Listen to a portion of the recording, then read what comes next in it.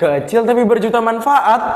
Assalamualaikum warahmatullahi wabarakatuh. Halo Sobat Sains, selamat datang di Debates DHBS Podcast, tempat kita ngobrolin serba-serbi kimia. Perkenalkan, namaku Angin Ramadan Sigit dari SMP IT DHBS Bontang Lestari. Coba bayangkan, kita hidup di kota yang sangat maju, tapi tetap ramah lingkungan. Pasti rasanya menyenangkan.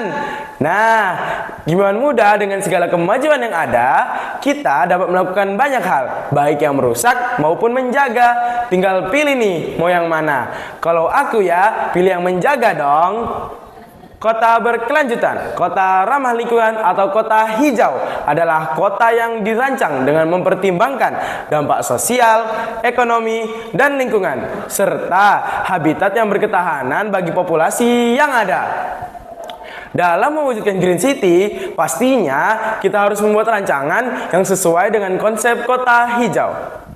Dengan kata Green City, kita dapat hubungkan dengan lingkungan yang asri. Salah satunya adalah terhindar dari sampah. Sampah bisa berupa sampah organik seperti makanan sisa, daun yang mudah terurai, dan sampah anorganik seperti plastik, logam yang sulit terurai namun bisa didaur ulang. Pengolahan sampah yang buruk dapat menyebabkan penyakit, pencemaran tanah dan air, serta terjadinya banjir. Kimauan muda untuk menghindari hal tersebut, kita dapat melakukan hal sederhana, terkhususnya dalam pengolahan sampah organik.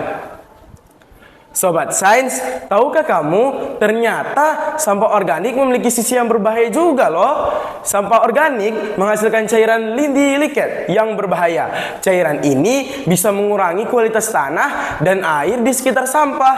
Selain itu, tumpukan sampah organik jangka panjang juga dapat menghasilkan gas metana apabila disimpan dalam kondisi tertutup, terkurangnya terkena sinar matahari dan oksigen, serta dapat menyebabkan terjadinya ledakan.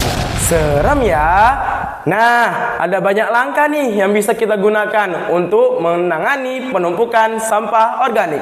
Salah satunya adalah pemanfaatan maggot, makhluk kecil yang memiliki banyak manfaat. Proses biokonversi oleh maggot jenis BSF atau yang biasa disebut black soldier fly ini dapat mendegradasikan sampah lebih cepat, tidak berbau, dan menghasilkan kompos organik.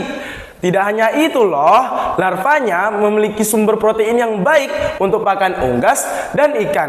Penggunaan larva maggot dalam proses penguraian limbah organik menjadi salah satu cara sederhana yang dapat dilakukan oleh masyarakat.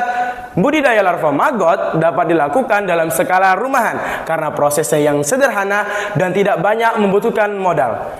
Siklus hidup larva maggot yang diatur dengan sedemikian rupa menggunakan alat yang sesuai dapat menciptakan pengolahan limbah yang ramah lingkungan karena menggunakan bantuan makhluk hidup dalam pengolahannya. Sisa limbah yang dihasilkan oleh larva berupa residu pengolahan atau yang biasa disebut kasgot. Kasgot dapat digunakan menjadikan pupuk organik. Seperti yang dilakukan Dinas Lingkungan Hidup Kabupaten Probolinggo sudah mulai menggunakan maggot sebagai pengurai sampah organiknya di tempat pemrosesan akhir TPA Sebero Kecamatan Kerejengan. Wah, keren ya, hewan sekecil maggot aja bisa membawa banyak perubahan bagi kehidupan. Yuk kita jaga lingkungan dan wujudkan Green City. Salam reaksi, salam lingkungan. Assalamualaikum warahmatullahi wabarakatuh.